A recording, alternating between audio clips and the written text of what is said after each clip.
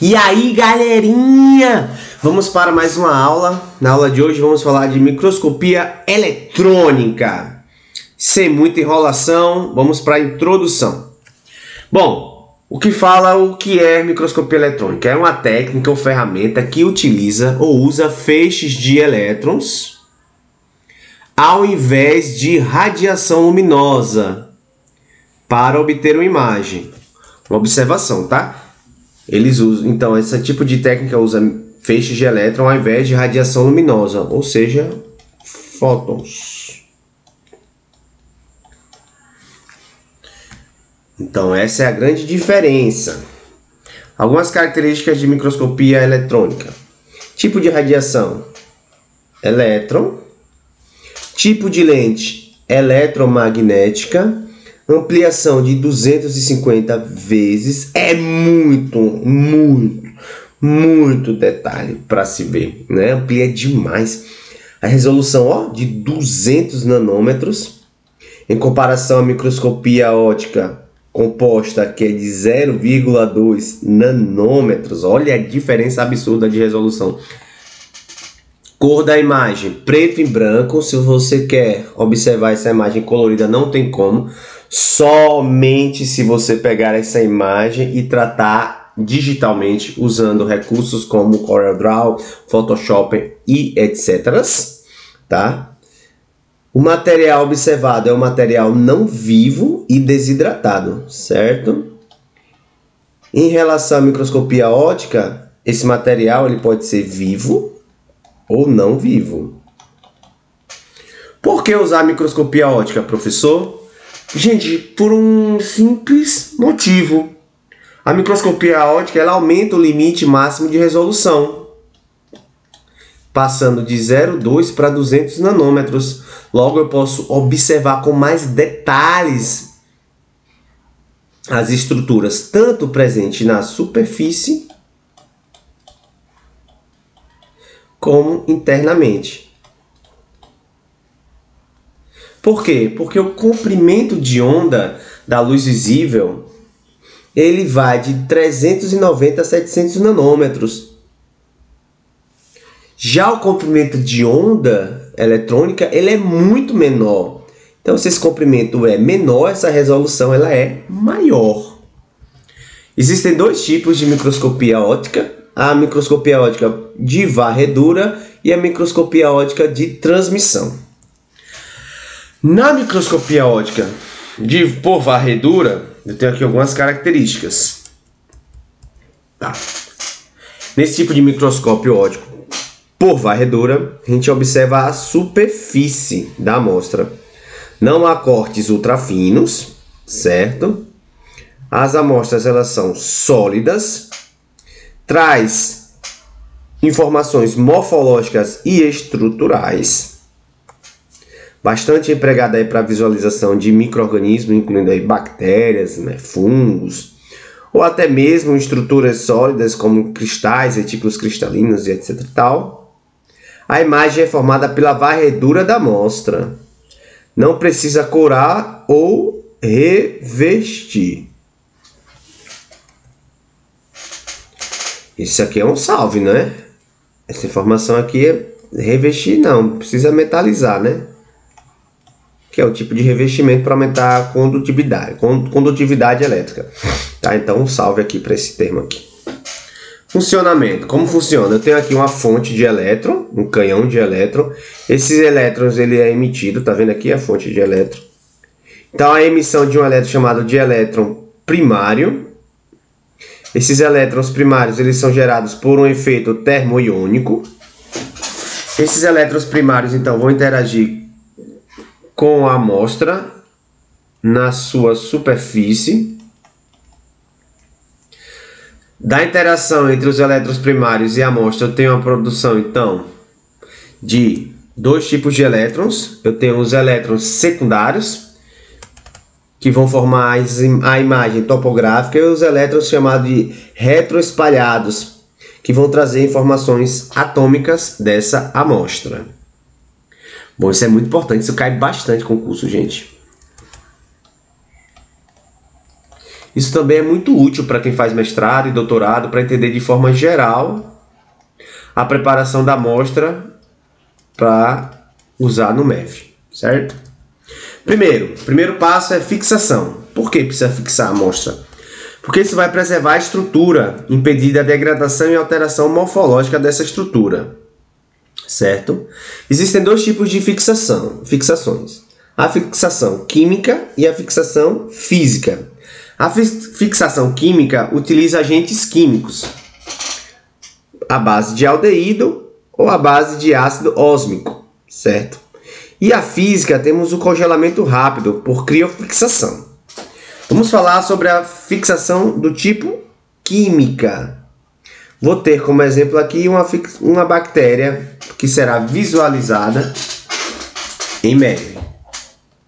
Primeiro eu vou crescer a bactéria em meio de cultura, agar, nutritivo, para garantir, né, a formação de colônias isoladas e puras dessa bactéria.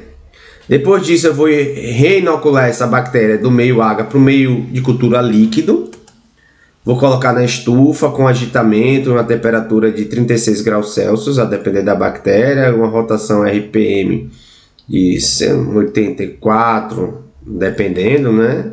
A aeração, etc e tal. Essa bactéria vai crescer aí por 1 a 2 dias, a depender também da bactéria, desse micro-organismo, até atingir uma concentração de 10 a 6 unidades formadoras de colônias por ml, que é uma concentração ideal. Pelo menos a concentração que eu utilizava para minha bactéria na época do doutorado. E como eu vou verificar essa concentração? Através da densidade ótica usando o espectrofotômetro, tá? Não, no meu caso eu usava um comprimento de onda de 600 nanômetros, que eu usava xantomonas. Em seguida eu pego essa bactéria, tá vendo ela aqui? E vou misturar em uma proporção 1 para 1 com o fixador de aldeído, que é o glutaraldeído, 2,5%. Isso eu chamo de fixação primária. Em seguida eu vou lavar com tampão fosfato 0102 a um pH 7,3, vou lavar 3 vezes.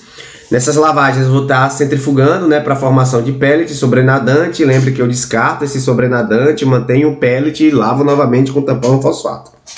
Depois dessa etapa, eu vou poder ir para a próxima etapa da preparação da amostra, que é a desidratação. Ou eu posso fazer uma fixação secundária com ácido ósmico para preservar lipídios. E aí, em seguida, eu vou para a desidratação. Então, aqui eu tenho 2 caminhos. Após a fixação primária, eu posso ir para a fixação secundária e, em seguida, a desidratação. Ou, após a fixação primária, eu já posso ir para a desidratação. Vamos, então, direto para a fixação ou para a desidratação. Qual é o objetivo da desidratação? Remover a água da amostra. Então, retira-se a amostra e, no lugar dela, substitui por acetona ou etanol. Então, aqui eu tenho 100% de água na amostra. E ao passo que eu vou substituindo, essa água ela vai passando de 100% para 0, enquanto a concentração de etanol sai de 0 para 100. Então, eu substituo 100 de água para 100 de etanol. Em concentrações, não é? Em concentrações gradativas. Começa com 30%, depois deixa 10, 30 minutos, depois eu coloco, faço a centrifugação, tiro o sobrenadante, etc e tal, e depois adiciono novamente. Só que agora a concentração maior desse etanol é de 50%, depois 70%, 90%, até chegar aos 100%. Após esse processo de desidratação, vem o pós-desidratação. Eu adiciono um composto chamado de amil acetato. E aí, por fim, eu venho para outra etapa, que é a terceira etapa, chamada de secagem. Vamos lá. Primeira etapa, fixação. Depois desidratação, depois secagem. Na etapa da secagem, eu vou substituir quem? O etanol pelo dióxido de carbono líquido, a partir do seu ponto crítico, usando um aparelho chamado de secador de ponto crítico. Depois dessa etapa vem a montagem e a metalização, que é o revestimento que eu corrigi lá no início da aula, por evaporação de um condutor. Para que serve essa parte da metalização? Gente, é bem legal você ver o ouro sendo pulverizado em cima da amostra. Ah, eu já tive a oportunidade de ver isso. Mas enfim, vamos para cá, para a parte teórica. A metalização, ela aumenta a condutividade da superfície da amostra, certo? Permitindo então ou melhorando a interação dos elétrons com a superfície dessa amostra, tá? Eu li esse termo aqui. Existem vários tipos de metalizador, de material para metalização, desculpe, né? O ouro é o mais utilizado e o mais comum. Tem o paládio, temos a platina e temos o carbono. Essa metalização ela acontece como, professor? Eu coloco a amostra em um suporte chamado stub, coloco no aparelho para metalização, então esse aparelho vai metalizar, ele vai pulverizar aqui finíssimas partículas de ouro em cima da amostra. Só que tem que ter um cuidado, gente. Isso tem um tempo e tem que ter uma quantidade. Porque você não pode atolar a amostra com essas partículas de ouro. Então, o que acontece? Tem uma espessura, né, ideal de revestimento dessa amostra, que vai de 2 a 20 nanômetros, a depender dessa amostra. Pronto, aí depois você visualiza, gente, as imagens para microscopia eletrônica varredora são lindas. Nossa! Agora vamos falar um pouco sobre o MET, que é a microscopia eletrônica por transmissão. Características. Gente, ela vê estruturas internas.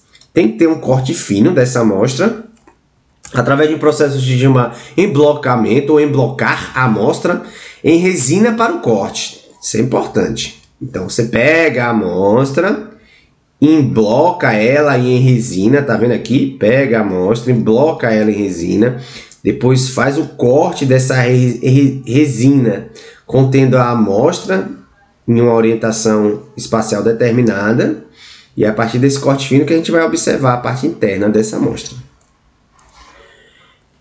Temos etapas diferentes da etapa do MEV.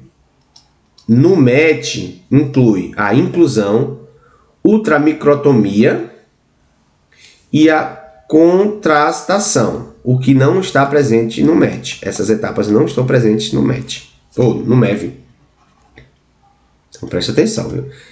Essas etapas aqui que eu citei, essa e essa não estão presentes no MEV. Bom, etapas para o preparo dessa amostra. Então aí eu fiz meio que um mapa mental aqui, beleza? Eu tenho aqui a amostra, imagine que seja uma célula. Ela vai para fixação. Essa fixação ela acontece em glutaraldeído por mais ou menos 1 a 4 horas, juntamente com tampão fosfato ou cacodilato, certo? Para que serve o glutaraldeído mais o tampão fosfato ou cacodilato? Para preservar as proteínas, gente. Ele ajuda a preservar as proteínas da estrutura de uma forma geral. Então, a fixação tem como objetivo manter a integridade das estruturas celulares ou subcelulares. Após esse período de fixação com glutaraldeído mais o tampão fosfato ou cacodilato, vai lavar essa amostra presente aí nesse Eppendorf 3 vezes com tampão fosfato 0,1 molar. Em seguida, vai adicionar tetróxido de ósmio por 2 horas, aqui o tempinho 2 horas. Para qual objetivo dessa etapa de fixação com o tetróxido de ósmio? Fixar lipídios, gente. Está vendo aqui? Fixar lipídios e conferir contraste à membrana plasmática, formando-a mais visível para o MET, microscopia eletrônica por transmissão. Depois disso, temos a adição de acetato de uranila a 0,5%. E entramos então na fase de desidratação. Mesma coisa da mévia, né? A gente vai remover a água, substituindo por etanol ou cetona. Depois dessa etapa, vamos para a parte da inclusão, onde há a adição de resina. A mais utilizada é a Empon. A mais utilizada, eu não sei se é a mais utilizada, né? Mas no meu caso foi a que eu utilizei a Empon, certo? Veja só, vou adicionar a resina na amostra. Tá vendo aqui a amostra? Isso aqui é a amostra, hein? A amostra fixada e desidratada. Agora eu vou fazer a etapa da inclusão. Vamos lá. Primeiro, fixação. Depois, desidratação. Agora o processo de inclusão. Tá vendo? 3. Inclui o que? A resina na amostra. Você bota a resina, gente, junto com a amostra em um bloco cilíndrico, que é como se fosse uma capa. Esse bloco cilíndrico é uma cápsula de gelatina que serve como molde para o emblocamento dessa amostra na resina. Aí vai fazer o seguinte: leva esse bloquinho de resina nessa cápsula de gelatina ou esse molde a um estufa. A gente fica por 2 a 3 dias para o processo de polimerização, para endurecimento dessa resina. Aí essa é a coisa mais linda do mundo. Aí essa resina ela vai ficar, não é? Vai ficar sólida, bastante sólida, formando então aqui o bloco de resina. Esse bloco de resina ele tem uma identificação, tá vendo aqui de preto? Essa identificação aqui, ó.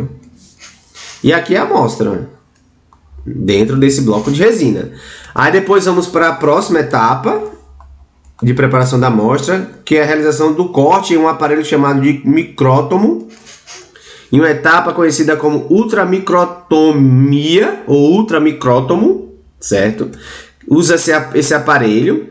Esse aparelho tem aqui, ó, tá vendo? É um aparelho que você roda isso aqui, essa como se fosse uma alavancazinha, se gira, isso aqui vai subindo e descendo. E aqui na ponta tem uma navalha, que pode ser de vidro, safira ou diamantada, que vai cortando essa amostra, que cai numa grade. Gente, aqui eu posso ter uma informação que vocês, assim, enfim, vamos para cá. Aí você coloca essa amostra numa grade, utilizada para coletar as amostras cortadas. E aí vamos para a última etapa, antes de visualizar a amostra no MET, que é a etapa da contrastação. O que acontece? Presta atenção, você pega essa amostra, aqui, tá vendo essa amostra, coloca nessa grade, coloca uma gota, primeiro, né? Coloca uma gota de acetato de uranila a 5%, deixa agir por 20 a 30 minutos, faz a lavagem, etc e tal, e em seguida bota uma gota de citrato de chumbo por 5 minutos. Então, nessa etapa de contrastação, a adição de acetato de uralina, 5%, 20 a 30 minutos, depois lava, etc e tal, depois coloca uma gota de citrato de chumbo. Depois disso tudo, coloca-se então num aparelho, ajusta o aparelho e obtém-se então a imagem. Pois bem, minha gente, massa! Essa então foi a aula completa de microscopia eletrônica por varredura e por transmissão. Valeu por chegar até aqui, bons estudos, façam exercícios e até a próxima.